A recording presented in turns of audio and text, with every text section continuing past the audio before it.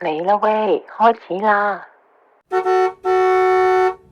大家好，歡迎嚟到道聽圖書，我係阿姐。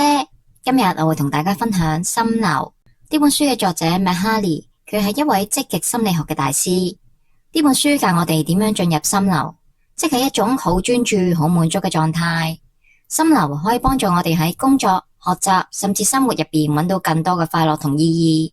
想知心流係乜嘢？點解咁重要？咁就記得聽到尾啦。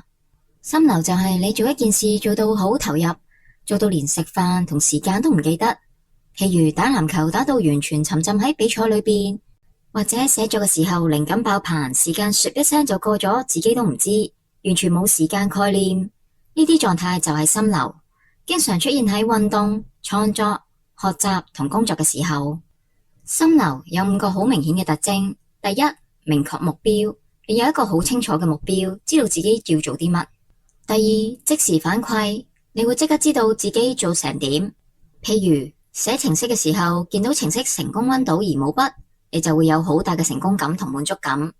第三，挑戰與技能嘅平衡，任務嘅難度要同你嘅能力匹配，太簡單你會覺得悶，太難會壓力爆煲。第四，高度專注，你會超級專注，專注到連電話都聽唔到。第五，忘我感，會有種忘我嘅感覺，整個人同埋活動融為一體。點解心流咁重要？因為佢真係可以改變你嘅人生。書入邊講，經常進入心流嘅人會覺得好快樂、好滿足，因為你係為緊自己嘅興趣做事，而唔係因為外在嘅壓力。心流不但可以幫你學得更快，仲可以減少無聊同焦慮嘅感覺。試想下，專注寫作、運動或者工作嘅時候，時間又真係會覺得好快、好充實。心流喺生活當中無處不在，譬如運動員喺比賽入邊專注到忘記晒其他嘢，藝術家畫畫嘅時候靈感爆發，畫幾個鐘頭都唔會覺得攰，又或者喺工作上解決一個難題，嗰種成就感同滿足感。咁點樣令心流變成生活嘅一部分？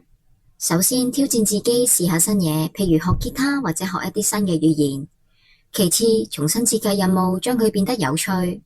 最後保持好奇心同埋熱情，多啲探索生活嘅可能性。只要用心設計，生活中好多事都可以變成你嘅心流時刻。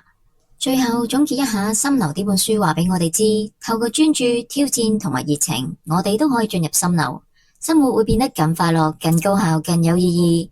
我建議大家由今日開始，每日揾一件你中意做嘅事，試下進入心流，譬如跑步、寫日記或者學習一啲新嘅技能。你會發現生活會變得更精彩。到咗評分環節嘅時間啦。書本屬於心理學書籍，雖然作者用咗大量嘅生活化例子，但部分段落仍然涉及一啲較多嘅學術討論同研究數據。對一般讀者嚟講，可能有啲抽象，需要多啲時間消化，所以易讀程度我會俾3.5粒星。書本提供咗大量例子同建議，教我哋點樣喺日常生活、工作、學習等場景中創造心流。所以實用程度我會俾4.5粒星，綜合圖書度我會俾4粒星。阿姐4星誠意推介心流，好適合對想提升生活質量、工作效率同自我成長嘅人。今次分享到呢度啦，留言分享你嘅睇法，加入道聽圖書說書會，一齊睇更多好書分享。依家除咗 YouTube 頻道可以睇到影片分享外，大家仲可以喺 YouTube Music、Spotify 同 Apple 上邊聽到道聽圖書嘅 Podcast。如果你鍾意我分享，記得 Subscribe、Comment、Like、Share 同撳埋鐘仔啊！Stay tuned，下條片再見啦，拜拜。